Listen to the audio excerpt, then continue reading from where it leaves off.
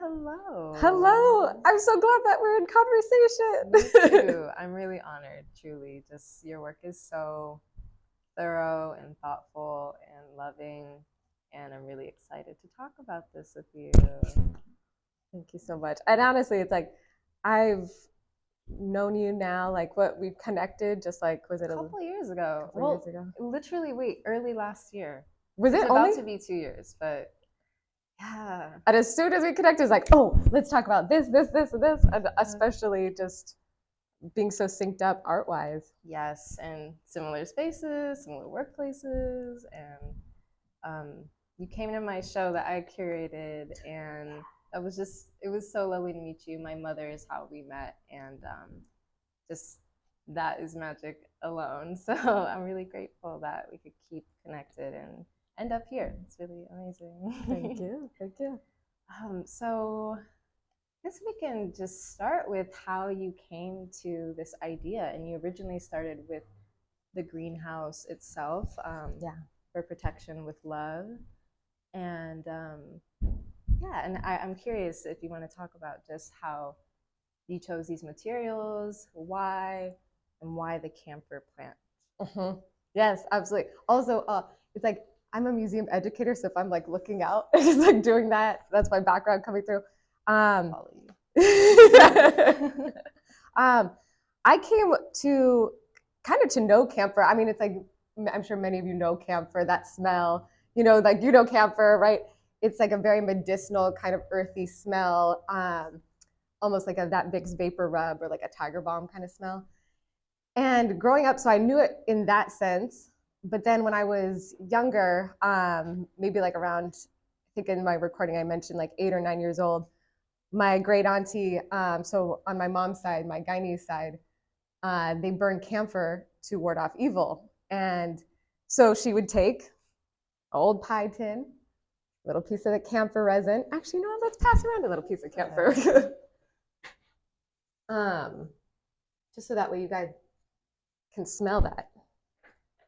Watch out, it might shed a little bit, but and so she'd burn that camphor resin and it would create that incredible smoke.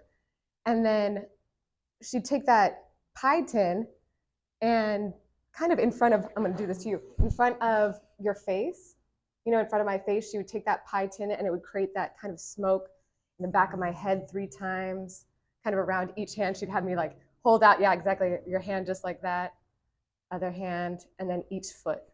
And I never kind of knew growing up, I never knew what that was really about. It was hush hush, right? It was just kind of like something, all right, my aunties would do this and I wouldn't really think anything of it. And then many years later when I was in Guyana, I saw my mom, whisper something to my great auntie. And the next thing I know, I'm being called back and she has her pie tin and she's doing that whole ritual. Right. And I came to realize it's like, oh wow, this is all about protection. And that's when my auntie said, this is to ward off evil. This is to repel the evil eye. And it's like, wow, all of these other ways that maybe family looks to protect us by any means necessary. And it just felt like such a loving act. Right. And so I've had this in mind for now a couple years, being drawn to that camphor, that story of camphor, that act of love. And so I had this idea of creating this shelter, this kind of space, safe space. Like what would a safe environment look like, a protective environment?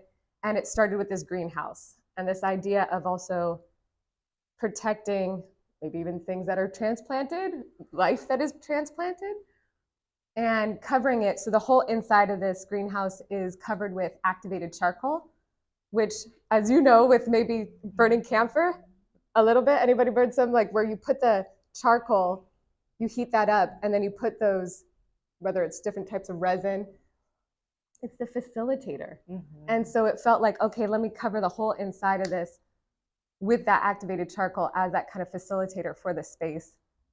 And these are camphor branches,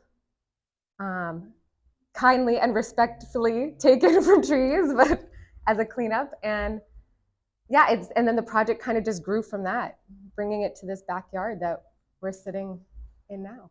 Right. And you said that, so you originally started with this greenhouse, and the dirt came from your parents' home, and it was an addition on top of it, as well as your mother, your auntie's clothing on the pin. Yeah, it's interesting. Thanks, Bree. And it's interesting.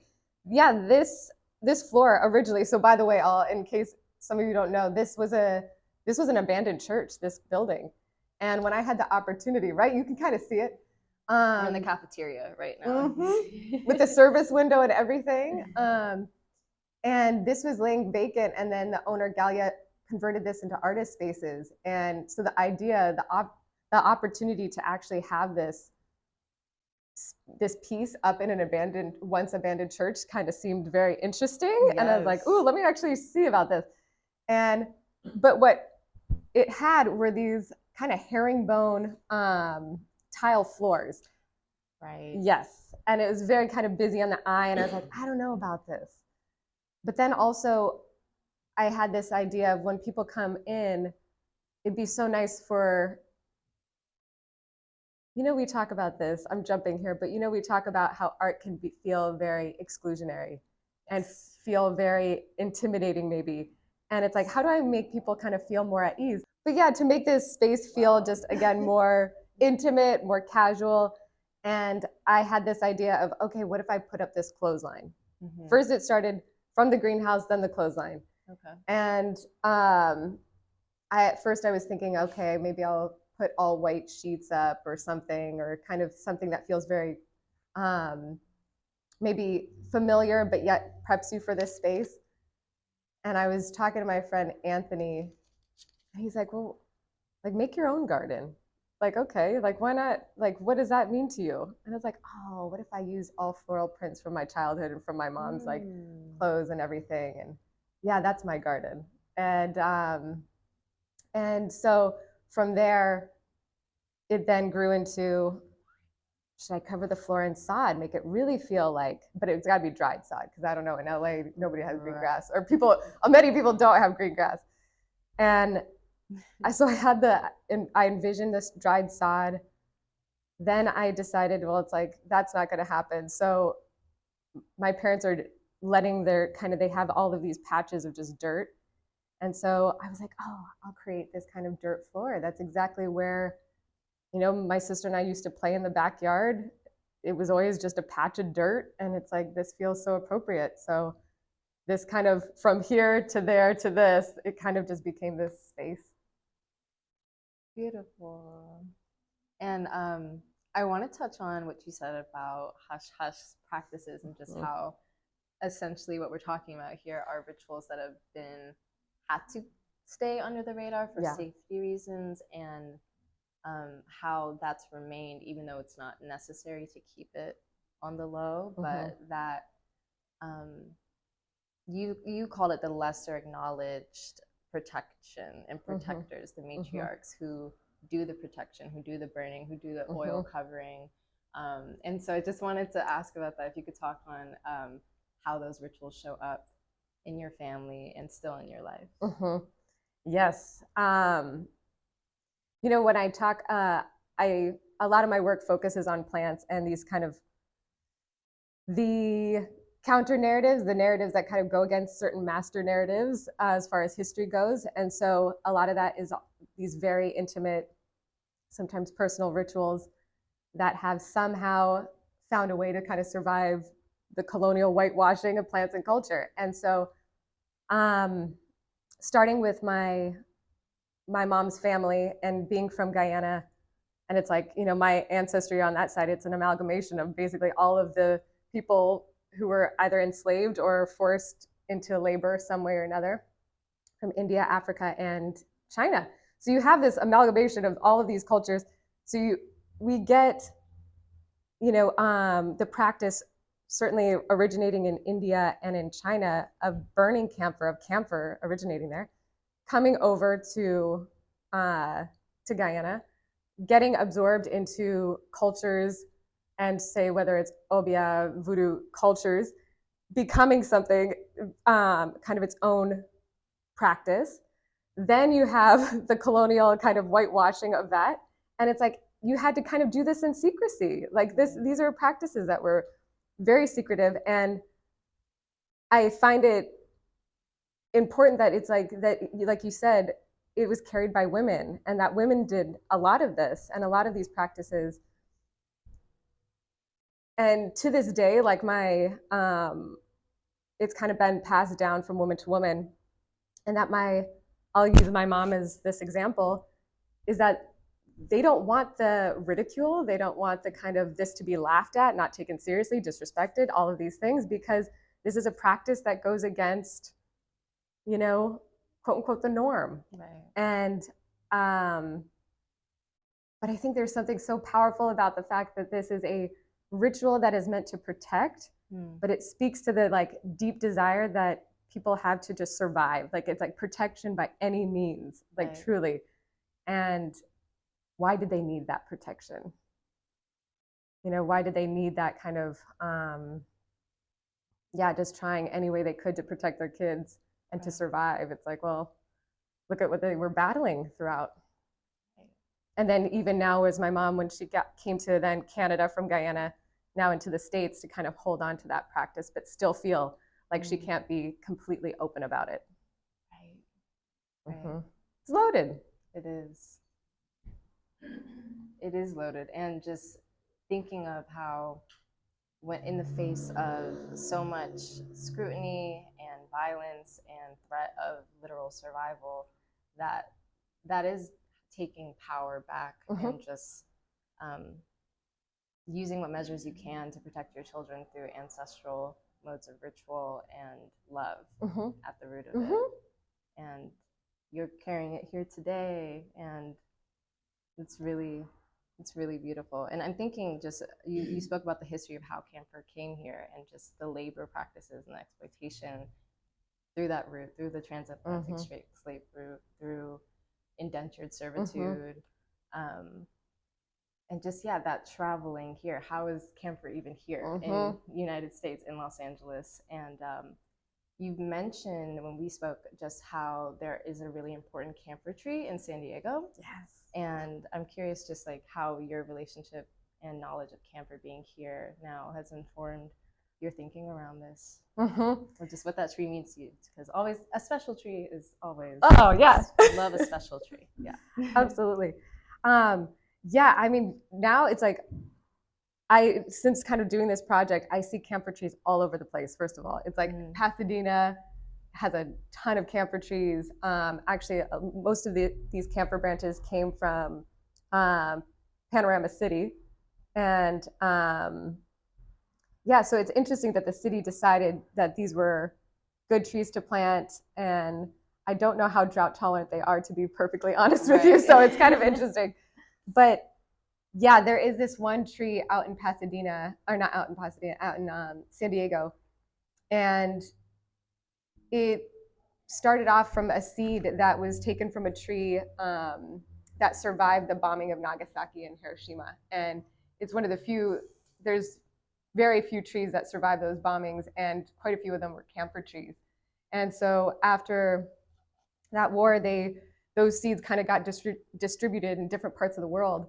And right here in San Diego, we have this epic camper tree, and it's like, wow, so this tree, it soothes the body of aches and pains. It protects us from evil in this sense, or repels the evil eye, and it survives. Like, it becomes such an epitome of survival.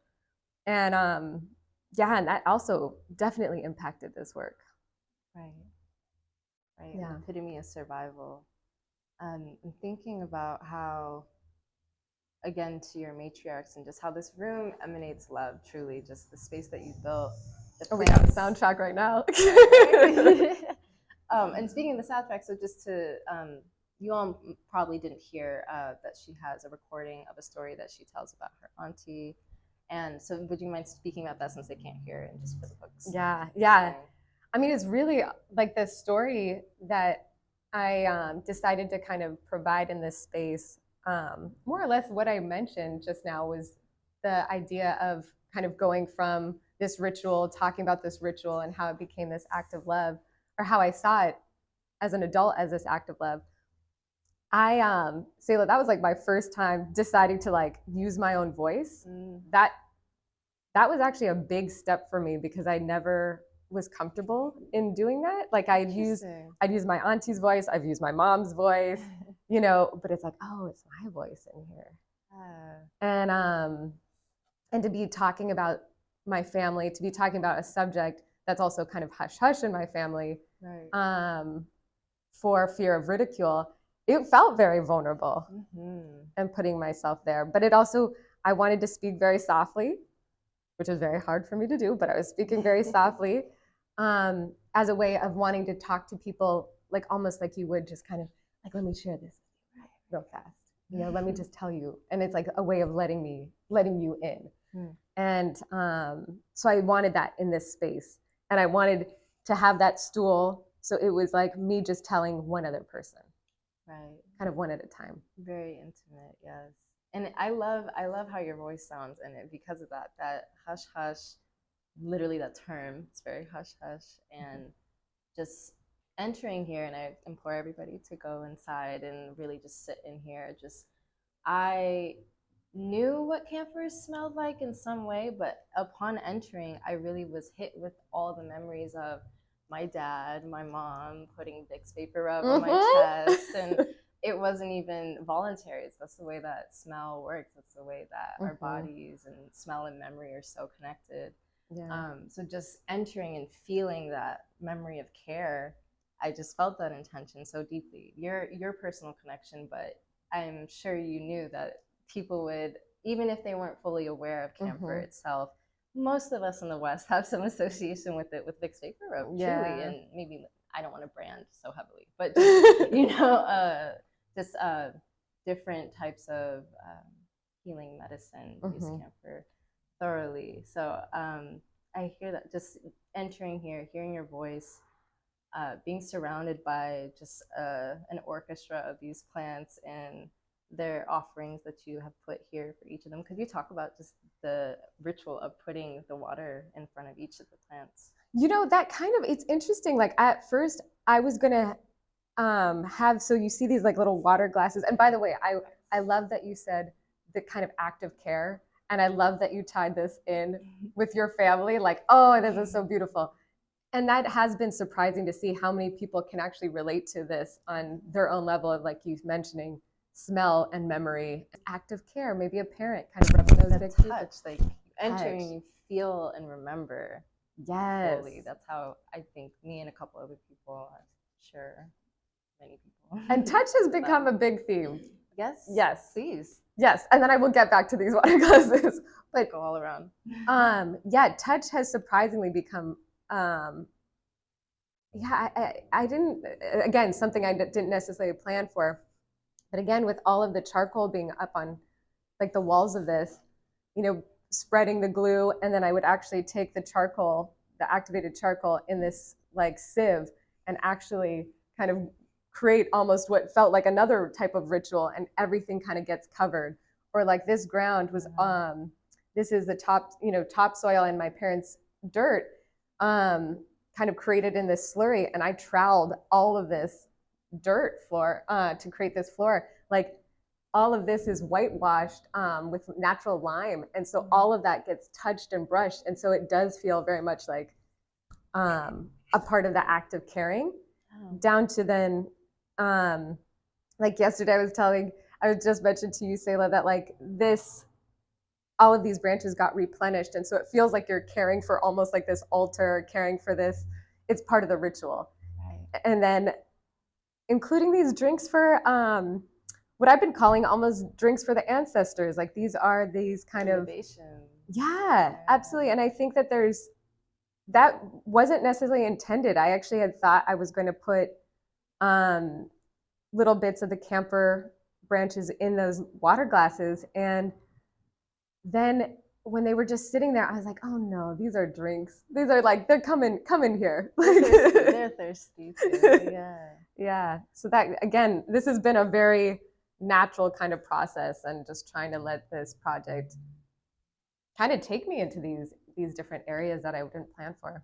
Right. That's really, I think, the most beautiful part of finding out how everything has come to be, just how naturally it's come to you and how it's all unfolded in a way that seems like it was meant to be. And even you talked about how the charcoal resin on the walls, like they've cracked a little bit, and how that wasn't part of your intention, but it really does, I think, just adds to just the upkeep, and the longer that this exists, the more it changes. And even you have, like you're saying, having to replenish the plants, having to replenish the water, the dirt being tracked in here.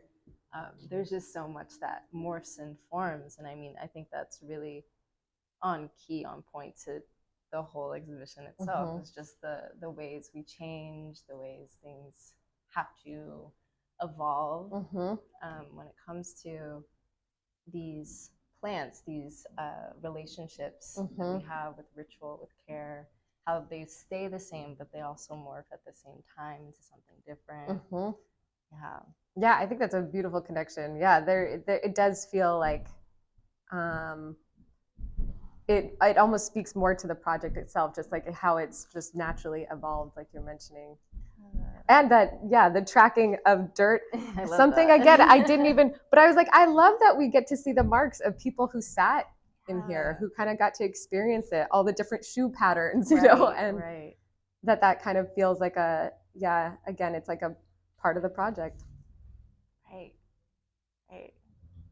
Yeah. I will mention though too, I get asked this question, you know, and I kind of spoke about it in regards to the greenhouse, like why the greenhouse? And it's like, well, it's a protective space, you know, but then also why like the lime wash on it. And knowing that lime wash, it's also meant to diffuse light, which is another protective kind of barrier for greenhouses. And this is historically, this is what a lot of greenhouses would use. But it also felt like, without being so direct, of that there is a whitewashing that happens on the outside, but on the inside is when it kind of is this sacred space inside. Oh, that's powerful. And I mean, your work, all your body of work and this work is deeply about the relationship between plants and colonization, and just how there's so much whitewashing of plants and the purpose of plants, where they are. Just again, you know, this plant isn't really meant to be in Los Angeles, right? But because of colonization and just botanists and their anthropology and just that assumption and control of the plant, not letting it just have its life where it's meant to be, is why this is such a deep part of your work. So I'm curious if you can talk about your past project, the boat, and your, I mean, if you could be the whole answer, but your past project and the project that you're working on coming forward. Just, I think your body of work is so just it's a wider conversation you're having. It seems just like it's a continuous conversation, and criticism and uplifting and just narrative shifting altogether. Yeah, absolutely. No. I mean, this is good. So I kind of started using plants as this vehicle to kind of talk about some of these stories and these histories and kind of the nuance of maybe what's been buried, you know, what's revealing what's been buried. So my mom, growing up in, she grew up in Guyana. She grew up on a sugar cane plantation. So my great grandmother was a cane cutter, and she was primarily raised by so my mom was primarily raised by her. And then my dad grew up on a farm in Alberta, Canada. So raising canola, you know, wheat. So this idea of labor and plants was very foregrounded. And I started then thinking about, you know, also we don't, like the people who cultivate and harvest these plants, and what histories aren't really known, and how come these histories don't exist in a botanical garden by and large, you know, that I don't really see plants being talked about through the lens of labor as much as through the lens of collecting. And that was something that I realized, this is a huge, like, these plants reveal our histories and the histories of movement between our families and our ancestors. Like, so my work's kind of evolved to talk about those hidden histories. And what you refer to as, I refer to it as the boat project, but it is called this project I did called Jatropha curcus, or what my auntie calls the physic nut tree. And this project, what I did is I took an 8-foot dinghy boat and bought it off of Craigslist. The guy was like so excited to get rid of this damn boat. He actually was like, let me give you another one. I was like, so my poor parents have 2 boats in. And by the way, the boat is in my old bedroom at my parents' house right now, which is a whole other trip. But but yeah, I feel so bad for them. But so what I did, I took this boat and I wanted to create essentially my own natural history museum almost display. So I created this whole, using basically beautiful but scrap wood that my dad had, created this whole base for it, and then a series of these vitrines that focus on this one particular tree that was also said to ward off evil.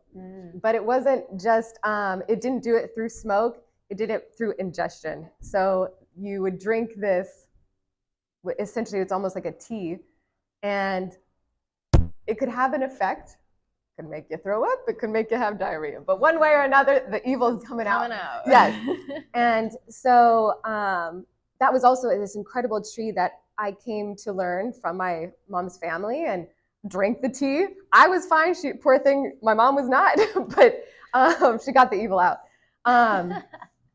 But once I came to know this tree, I then found out it became associated with Good Friday, because this tree, if you pierce the trunk of this tree, red sap comes out looking like blood. If you pick the branches of this tree, white, it almost like milks, like it feels so bodily. And then come to find out in 2010, it was kind of a big craze as being the next biofuel. It's gonna get it, it's gonna save us from fossil fuels. And so the nuts from this tree that are really high in oil, like think of, like if any of you know castor oil, like it's from the same family. And so it was seen as a saving grace. No, of course it's not. It's a tree, it needs love, care, attention, and water. And so kind of seeing how the many ways we've kind of extracted and pulled from this one tree and this one living tree, I wanted to create this display to it. I was like, this is such a nuanced story. And so in the center of this boat, I have 2 of the trees growing. And then I have all of these, from the concoction to this woman from Barbados speaking about how she pierces a tree on Good Friday, to then the actual crushing of the nuts for the biofuel. And it had to be on a boat. It's like this is a tree that's native to, again, actually this is probably native to more Latin America and Mexico, actually, specifically. But yet it can be found in Australia. And it was carried by colonists and people who wanted to basically fuel profits. And but what's amazing, similar to camphor, is in parts of Africa and in parts of India, it's used to ward off evil. Like that followed with it. And I find that so interesting. Like not only did the seeds make it, but the rituals kind of made it too. Right. Yeah. So that was kind of my first big project in regards to using actual plants. And then, did I tell you, was it the net project? Yeah. Okay. I was like, I'm working on 2 other big projects, but that net project. So after this, I'm going to sleep. But after that, then I will start another project where I'm taking natural plant fibers, like, so I have sugarcane, corn, wheat, pineapple, banana, coconut, all of these heavily exported food crops. And I'm creating this one big, essentially think of it as like a giant cargo net. And I wanted this kind of net to almost be like a topographical landscape that just stretches and is completely intertwined. The fibers. Yeah. And so going through the process of combing through the fibers, labor, again, combing through the fibers, twisting it to make the kind of twine and then weaving it. I'm hoping to kind of go through the oral histories of some of these various kind of cash crops. Right. So yeah, that is the next big project. It's exciting. Just your, again, touch and just your intimate process of labor, and how this whole room was just literally put together by your physical labor. And you said your dad is a contractor, right? Yeah. So you have this history with both of your parents, growing up on land, on different types of land, but that kind of being embedded in your history. And I'm curious, like growing up, did you grow up on the farm, or visiting either land? So visiting Guyana or visiting Canada, the farms? It actually took a long time to visit Guyana. Okay. My mom left in the 70s, with a lot of people from the Caribbean left in the 70s because of political unrest. And for her, there's a lot of, and like a lot of people, there's a lot of trauma that's associated with that country. So it took a while. When I actually told her I got a travel scholarship, we're going to Guyana, she's like, oh no. She's like, they got mosquitoes there. Why do you want to go there? And it's like, no. So, but yeah, my dad's like, we would go. My uncle still runs that family farm, and it's But I would honestly say one of the biggest things was after grad school, so my dad, is a contractor, but he specializes in hardwood floors, and so I worked with him refinishing, installing hardwood floors. There's even a picture of me when I was 3 years old sanding cabinet doors in my parents' driveway. So that idea of also specifically floors, but touching and kind of caring for something that's only going to be walked on and that people may not even notice, but it's like, it's okay, but life happens on it. And, I know my dad talked about how he's like, oh, I know I've done a good job if nobody notices that I like almost did it, like especially when he's doing certain repairs or kind of additions or things like that. And I think that kind of feeds into, and then knowing my mom's family, invisible labor and what isn't seen. Yeah. Wow. So so it's been interesting. When I was troweling this on, I was like, all right, Pop, I'm doing it for you. I got this, connecting somehow. Yeah. It's intricate work. As always, it sounds like. Yeah. And I'm thinking just you talking about the other plant. Remind me of the other plant. Oh, Jatropha curcus. Call it the physic nut tree. The physic nut tree. Physic nut tree. Yeah. It's taken from like the physician's nut. That's how it was named, because of its presumably like this like medicinal properties. Okay. The physic nut tree. All right. Just how, when you were speaking about that, just how they were trying to use it for fuel and for profit, and how it's a protective plant, and just that juxtaposition of, we're talking about cash crops and what we're using them for, people who are connected to the land, who are connected to the plant, use them for, and just that being kind of the crux of colonization and the root and the foundation, and labor and exploitation, and just your reclamation of the connection to these plants without exploiting them. Even just, you talked about how you cut down these leaves and how you take care of these plants. You bring them offerings as you take away some of their trimmings, and how that ritual is just comes naturally, I'm sure, to you as you've grown up this way, and it's intentional. It's not just something you're not thinking about, but that process of care and intention, and thinking just about this plant and the physician nut tree. I don't know why the name is so funny, but history. Yeah. I'm curious. I think just back on senses and the elements, just we kind of have all the elements in not all the elements. We don't have fire in here. Well, actually, we do. Well, so fire, water, air, dirt. Actually, we do have all the elements in here. Let me not misspeak, but just the senses is actually what I'm thinking about. We have sight, smell is huge here. The sound of your voice with the story, touch, as we've talked on. I'm curious, just if there were taste, because we don't really have taste in the mix here, but you have the Marie Calendar, you have the Marie Calendar tin cans, and I mean, just the fact that these are your mother's. Yeah. And when I walked in here, I was just like, oh my gosh, these are the ones my mom had. She kept the ones from Marie Callender's. I feel like that is kind of like a diasporic thing. I don't know. Black folks tend to keep things, and especially the Marie Callender's. Just if there were taste, what would you say maybe a taste involved in here? I don't know. I'm just curious, I think that's interesting because you have all of them, all the other senses in here. And I mean, if this is all based and rooted in love, like just curious what a taste would what would that be like here? Oh Lord, it's actually funny that you mentioned that, because the auntie who this really centers on is that she wasn't the most affectionate woman with her words, but with her cooking. Yes. Okay. As soon as you drive up to like her yard, she'd be like, "You hungry? Let me make you some chicken curry." And it's like, "Whoa, auntie, like we haven't seen each other in years." Like she was such a, like, that is really how she shows love. And how I would say, any of you have ever had pineapple tarts? Ooh, that's what I would actually serve all of you if I could.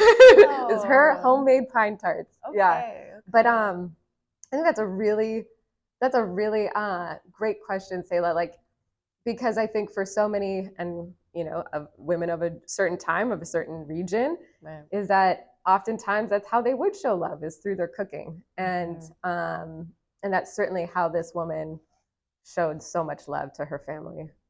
Yeah, absolutely. I say this, and I don't mean to kind of say this so much in past tense, but I will share this info. Is actually when the last time I visited her in Guyana, and when this last ritual was done, it was maybe 3 or 4 months later. We don't know if she had a stroke or what exactly happened, but as this diabetic, but something happened, and now her mind is completely whether it's dementia or what, but she is not aware of any of this anymore.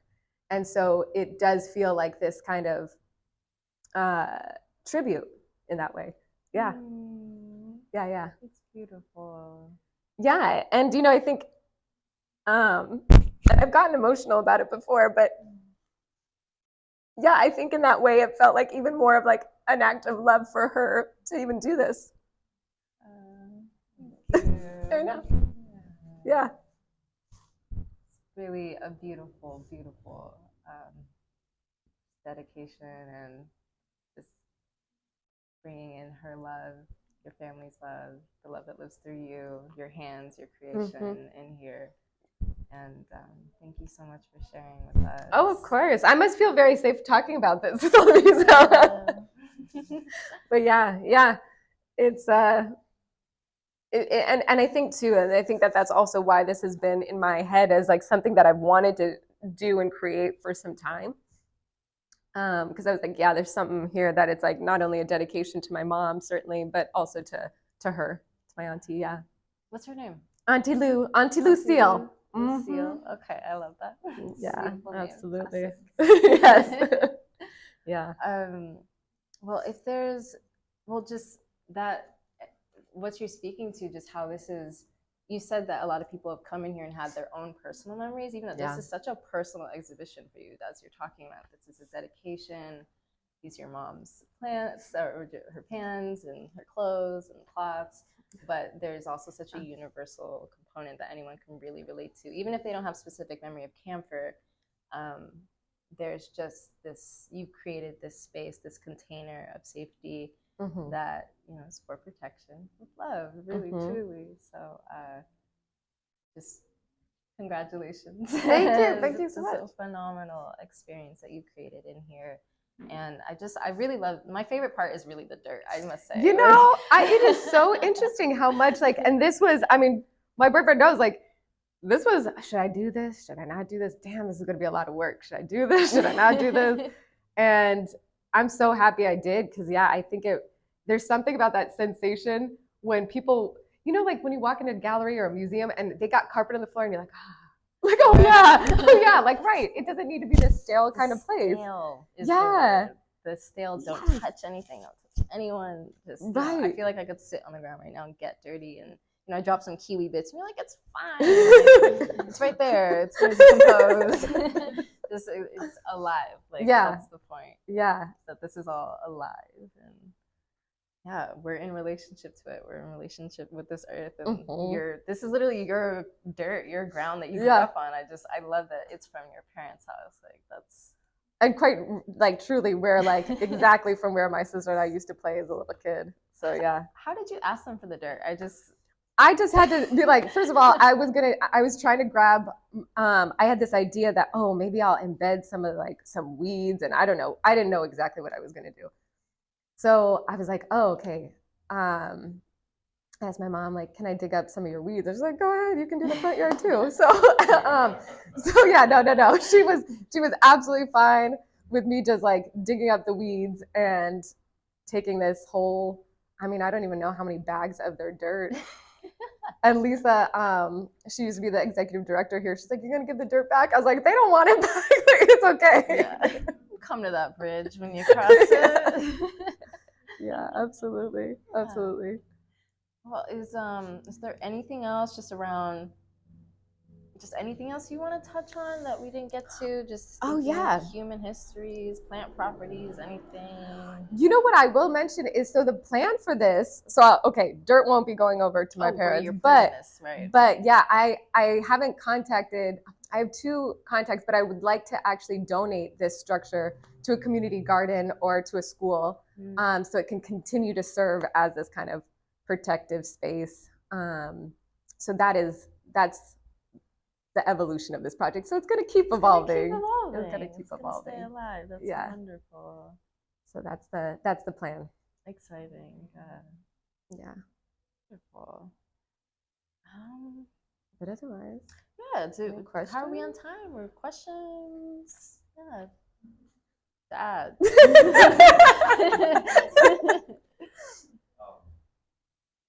space itself, besides the floor and the altar, did you prepare the color on the walls too, or was that already in the space? You know what? That was actually that was essentially already in the space. I will say they did touch it up, and it was kind of interesting to be here when the person who was whitewashing, or essentially painting the walls white, I was whitewashing these walls. And so I was like, oh, we're both kind of doing similar things here. Yeah. But otherwise, I mean, yeah, I really didn't alter the space. It was really just mainly the ground. Right. Yeah. And you don't want to keep the tile that's over there, right? It's the same. Yeah. But again, I know, like, as soon as people, I feel like from that welcome mat onto this, and then like, yeah, you're passing through, it's like, oh, I can connect to this in some way. Yeah. Definitely. I was kind of glad I was late because we were coming late, so I was like, oh, we'll get in here, sit down, and I went. I definitely, it made me slow down. As soon as I entered, I was like, right. It like made me it threw me off, like, not in a bad way. Right. It just, like, I walked into grounding even. Yeah, it was very like, oh, like, okay. And yeah, it was an instant. Oh, good.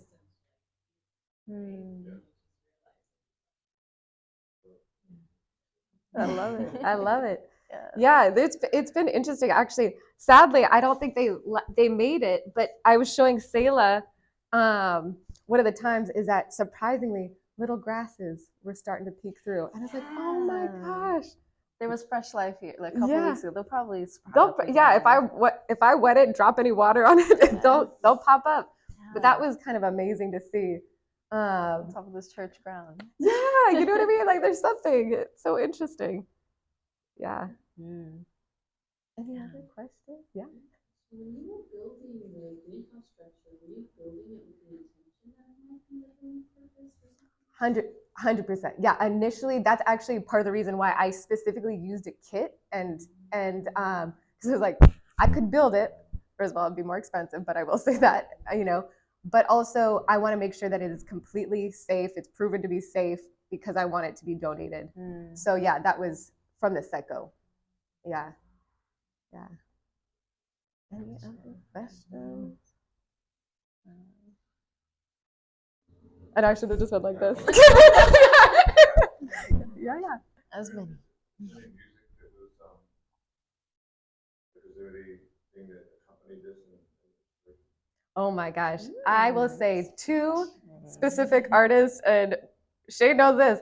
Alice Coltrane and Erykah Badu were in the rooms with me the entire time I was making this. When I'm doing my ritual, I'm playing incense and I'm playing her. Yeah, it was absolutely a part of it. That's a great question. Mhm. Yeah. No, it's funny. It's like even when and for Alice Coltrane's kind of honestly since the beginning with this project specifically.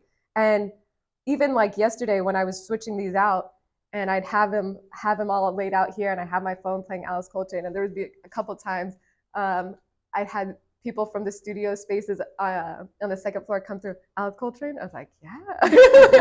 Absolutely. She's in here with us. Together. Yes. All together. Yeah. And I saw you use, when you promoted the show, you used the Erykah Badu song. I did. You know? And I saw that you had Miles Davis when you were promoting this too. I was like, okay. We were communicating.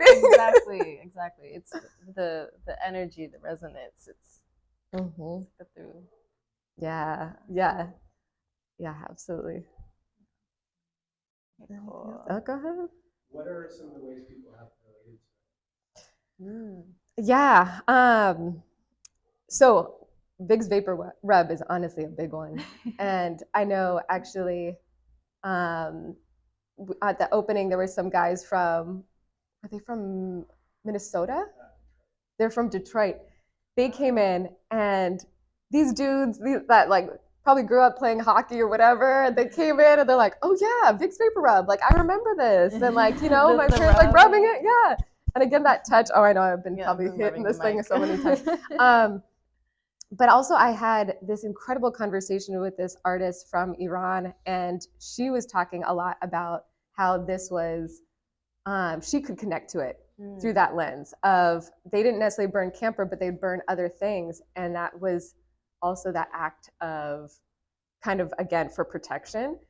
She also talked a good amount about just how this kind of protective quality that coming into the States, that was also kind of something that needed to be hidden. So yeah, I thought that was kind of interesting. And then on top of that, I had a woman from India. Her family would do the camphor rituals and some of the Hindu traditions. And then I had somebody from Morocco too. And it was just really interesting to see how this was kind of used. Wow. Yeah. So many more people have like connected to it. Many more than I honestly thought would connect to it. Yeah, in such a personal way. Yeah, like so many people have those are just such personal accounts. Yeah. And just smell. Yeah. Protection, plants. So. It's a universal language. Yeah, absolutely. Yeah. Absolutely. Anything else? Yeah, breathe. Do you plan on lighting it before closing the exhibition? I do. Yeah, I do. I actually would like to do that for the closing ceremony, which is next Saturday. But it'll probably be out in the parking lot, and that's away from any sort of smoke like alarm detector or whatever. Making mud in here. I want that. And yes, is actually finally doing that cleansing process, and we'll see. But yeah, that's the hope. This is just such an exciting project to hear about, see come to life, and just that you built upon it from your original idea. It's really inspiring that you started with this, out of the clothes, out of the floor. You created a world in here, just as you guys said, walking in here, you're just grounded immediately, literally, metaphysically. Yeah. And how did you come up with the name? That's my last question, just for protection with love. It's very to the point, and just it resonates deeply, but what made you decide? Yeah, I think that there's something about that it feels like almost a personal letter to somebody, and so that's my handwriting. And I think that there was something about you know, and my mom would always leave me little notes. And like, even in my lunches, she'd leave me little notes. Oh, and so did my mom. yeah, you know, and it was like so precious, and you know, written on a napkin or something. And so it felt like even in that tradition, like, you know, this is for protection with love. Oh. And so, yeah, tied to that, for sure, for sure. I also wanted to mention, you know, while this is like, it's been really interesting to have this up in this specific space, not only as this converted church, but also it's like, people are here, people live here, people are active here. Like, it also feels so different from other art spaces in that way. And again, like, it's just like, yeah, real life happens here. Like, it's been kind of nice in that sense, again, making it feel even more intimate. It's alive, really, this space. Yeah.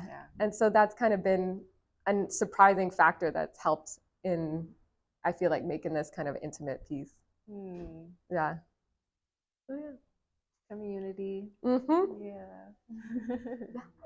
do you have any plans to, say, create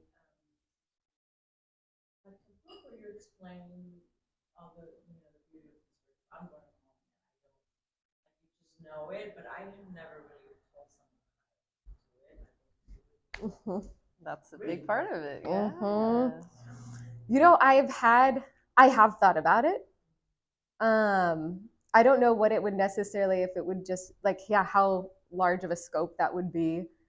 So I run this this account called, or this educational platform called Center for Plants and Culture, and we look at a lot of different, whether they're plant histories, plant rituals, all of these things, and people would be like, yeah, would you put this in a book, like, to have this? So I've thought more about that than a personal book, but I do think that there's something interesting about that. Maybe that's where it should start. I'll give it more thought. But I do think that there's something about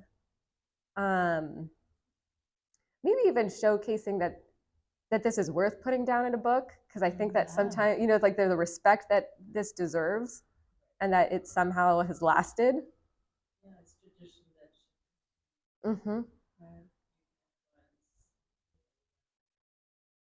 Yeah. anyone, really. Well, I'll just say Claudia has directly inspired me and just taught me a lot just about plant care and ritual and protection. Right, the waters. I get a visit from there's always Right. because that's in Guatemala. Absolutely. And what you're speaking to is just kind of this entire, just the fact that this is oral history and like taught through action and through witnessing. You can only learn this by your mom taking your hand. Totally. And, you know, that's exactly. You can only really learn from it happening to you and seeing it and witnessing it. And you could read about it, but just in terms of the feeling that it emits and creates, it has to be experienced or told or witnessed. But see, I wonder, and absolutely, like, I think there is that, to actually be able to experience it yourself. But there is something like the power of claiming, like, this deserves this, like, a spot on the shelf, you know? Right, from people who have experienced and know it intimately. And I mean, through generations. Excuse me, absolutely. As well as, I think, in regards to like your own work and research, like, you understand when there's not, you know, when there's not, academia doesn't approve this, or that this hasn't had a spot, it hasn't been studied, it's like, it feels even more hidden, buried, you know? So, I don't know, you're convincing me. It's definitely needed, just the counter narrative and just the respect that it deserves. Yeah. The respect that we deserve, just people carrying the legacies. And also, hopefully there won't be as much, almost like embarrassment or a need to hide it. Right. Yeah, that I'm still kind of working out. Right. Yeah. I mean, we're in the belly of the beast of a nation that is deeply Christian and still suppress it. We're in a church, you know. We're in a former church, you know. Grab some camphor right now. But just that element is still there. Just what you're saying. There is still a hush hush. There still is a even just there's some conversations that I've even had with Imogen, my partner, and like their mom. Just like there's such a between people who acknowledge these worlds and these plants and these spirits and these rituals. There's just a knowing, and it's not like we don't have to worry. Does somebody think we're crazy or the way we're talking about these things? There's just a knowing that these other worlds exist, that these plants are alive, that they have languages, that they speak, that we're speaking with them. And it's that otherness that creates the judgment, and just that there has been violence that has literally created that need to keep it between each other. But it is, just to your question, Claudia, just it really, it is important to just, I don't want to just say normalize, but just to expand and to keep honoring what rituals we have to protect us, our children, our families, our futures.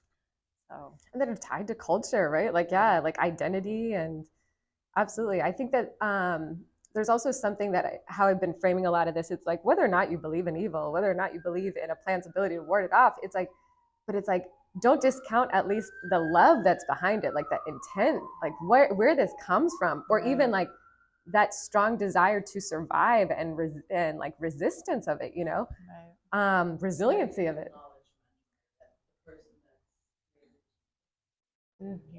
Absolutely. Yeah. I want you to know that I care. Right. Exactly. Right. And that's exactly what it feels like, like, I want you to know that I care. I care so deeply. And it's sad to think, like, and being a, first generation American here, and, having some of these things, you're just like, bury it. Like, you don't want to stand out in those ways. You don't want to have, come on, mom, like, so different, right? And then, and it's that insight that, like, you could only have when you kind of grow up and you realize, like, oh yeah, where did this actually come from? I think you all to just have a camphor leaf. You can kind of crush it up in your hand, and you can smell that kind of, almost you start to smell camphor, but then I had this one friend of mine say, but it smells alive. And so I think that's a really interesting way of saying it. So I'm going to just pass these around. Like the difference between the resin and the leaf itself. Yeah. Especially since we started this talk with the resin, it feels appropriate to end with camphor.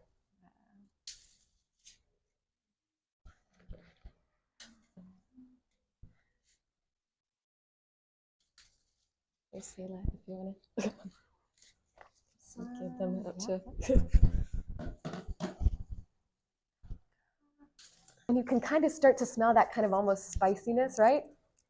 But then it's like, but there's like something else that it's alive. That's what it is. It's sweeter, yeah. Right?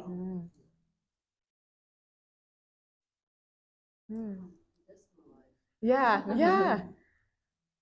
And it's like nuanced in this other way. And so when I like to share this also with people, because when I'm clipping, and placing these camphor branches, I smell that kind of sweetness, that spiciness almost. And it's like, oh, there's so many more scents and sensations out of camphor. Like, I want people to share it. Another one. Yes. Yeah, it is almost like. You can feel it in your chest. Yeah. Yeah. Anybody have sinus issues today? Like. I really thought Vicks the smell was eucalyptus like my whole life. Yeah. Until I walked into this greenhouse, I was like, oh my gosh, it's camphor. I mean, I'm sure there might be some eucalyptus. A little bit in there. A little bit, but yeah, it's like menthol camphor. Yeah. We have that magnesium roll-on that's camphor and menthol, and it's just sounds really nice. Yeah, healing the body. It's been a lifesaver throughout this process. I I already burned through all the camphor that she gave me like 2 weeks ago. So yeah, I hear it. It's I'll hook you really- up. I'll be your camphor supplier. Okay. The camphor plug. Absolutely. Thank you all so much for coming. Thank you. Thank Thank you. you. Thank you.